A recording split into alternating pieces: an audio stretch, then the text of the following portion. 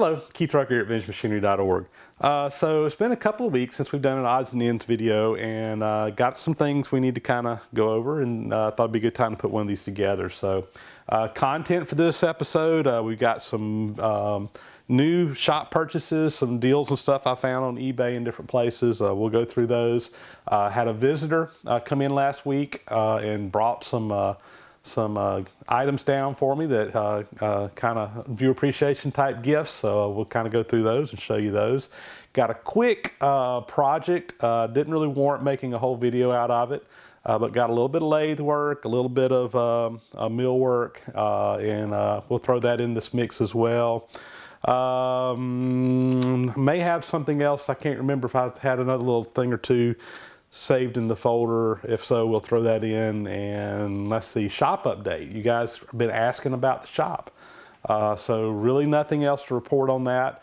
About 2 weeks ago, they came in, of course, poured my slab. I did a video, showed you guys about the slab, and haven't gotten anything done since then because the weather's just really been kind of bad. Right after they got through pouring the slab, about 2 days after, it was over the weekend, started raining. And we went for about 10 days where we were just socked in down here. Weather was just, it was cold, it was wet, it was miserable. And around the shop down there just kind of turned into a swamp where all that dirt and everything was that they brought in. So next step for those guys is to get in here and do some grading work. And we've been waiting on it to dry out. And good news is we had some sun come out toward the end of this last week. It's been nice over the weekend. Things are drying out. And I think probably first of the week they'll be able to get down here and get in and start doing their grading, and then we can hopefully start getting some stuff going up on the building pretty quick. I did take my timbers that we cut out the sawmill, and those have gone to the kiln to be dried. In fact, I'm going to call them first of the week. They should be through with them, I hope. But anyway, go pick those up, get those back out here because we're going to need those pretty quick for construction to start up. So hopefully we'll have some new activity coming up on the shop over the next few weeks, and I promise you guys that I will bring that to you as we got stuff to show you. So with that, let's get in here and show you what we got going on. So in my last odds and ends video, I shared with you guys this chuck that I picked up back at Arnfest, and I was trying to figure out the taper to put a Morse tape or something on this, and I was assuming it was going to be a Jacobs taper like most drill chucks, but when I checked the size, it was not a Jacobs taper. And of course we had a lot of suggestions on what it may be, but as it turned out, and many of you guys got this right and pointed me in the right direction, and I greatly appreciate it, but the taper ended up being a B22 taper. Which quite honestly is a taper that I am not familiar with or was not familiar with. Evidently it's a taper that's used a lot over in Europe, but not so much here in the US, although it is sometimes used here in the US. But anyway, this is a B22 taper. I was able to find a number 4 Morse taper adapter for it, bought off the computer, got it installed in here. So my chuck is now ready to go, and I want to thank everybody out there, particularly those guys that pointed me toward the B22 taper, and that's exactly what it turned out to be. So there you go, mystery solved, B22 taper. So guys, we got a little broaching job we're going to do today. So some of you guys may recognize this ugly fella, Mike Wickens. Mike's got a YouTube channel, The Backyard Machine Shop, and he's got he's got some pretty cool stuff he's doing. But he came down to the museum. He lives in Statesboro, Georgia, a couple hours from me, and they brought their grandson down today to the museum to ride the train and do some other stuff. But I think the main reason he came is he wanted to get this job here done. So he's got a hub. This is off of what? That's a Farmall M. A Farmall M. So this is the wheel hub. And what'd you say the guy's doing with it? I'm boring it out, and he's going to use it for a John Deere tractor. So we had to bore the hub out to, like, I think it was 2 7/8. And he likes the narrower tires. That's the whole point of it. And so I've shot a video on this already, and this is the final part of it. So. Well, good. So, but he didn't have a way to broach it because this is 32 inches in diameter. And when I built this press, I purposely built it so that I could fit a 36-inch something in here and have room to spare because I occasionally have had to deal with some 36-inch bandsaw rims, and I said if I ever have to do another one, I want to have a press that I can do it on. So I built this press to do that. So he called me up and asked me if my press would do this. I'm like, yeah. So anyway, we're gonna press this out. So what size is this? This 9/16. is a 9/16" broach, and They're hard to find. yeah, the 9/16 size is not a common size at all, because I've got a pretty good set of broaches, and I know I didn't have a 9/16 in my set. But he had to make the hub down here, the collar, to do this with, a little broaching collar. And anyway, we're going to broach this thing out. He had to make the shims for it too, right? Yeah, cut the shims. And good deal. So anyway, we're going to do some heavy duty broaching. This is cast iron, and hopefully this will be painless. Yeah. Let's do it. If not, we'll share it with y'all. How fast is this thing? It won't be too fast.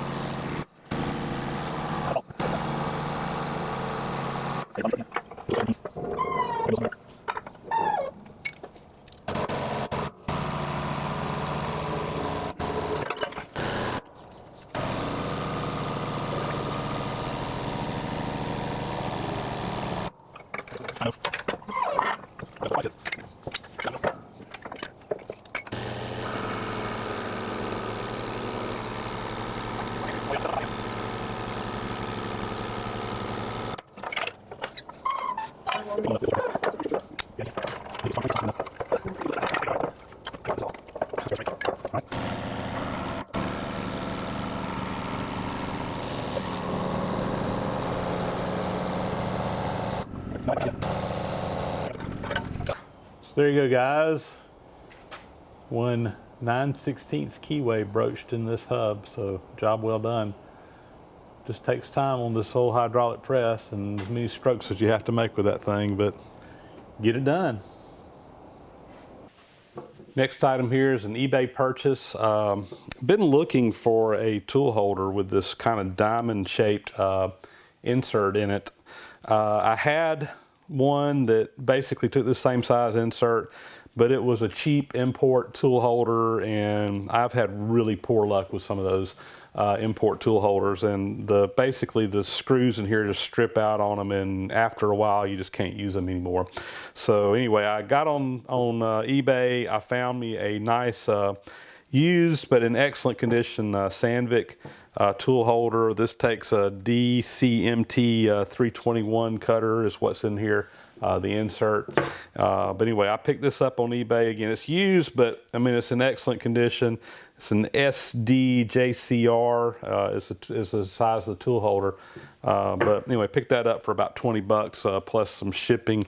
And of course, then need to get some inserts. And again, eBay. Had a guy had a brand new pack of Iscars. These are DMT 321s. IC 9015 is the grade on them, and which is good for steel and cast iron, which is what I tend to work with mostly, is steel and cast iron. So anyway, I thought that would be an appropriate grade. So I bought a pack of these brand new in the box. He had some listed. I think he had like 40 something bucks for the pack, but he said make an offer. I offered him 20 bucks. He took it, so I got me a pack of 10 of those, and I've already got one of them installed on here. So anyway, excited to have me a good quality replacement tool for my cheap import that just bit the bullet, or died, I guess, a week or two ago. So this is a quick little project I need to knock out this morning.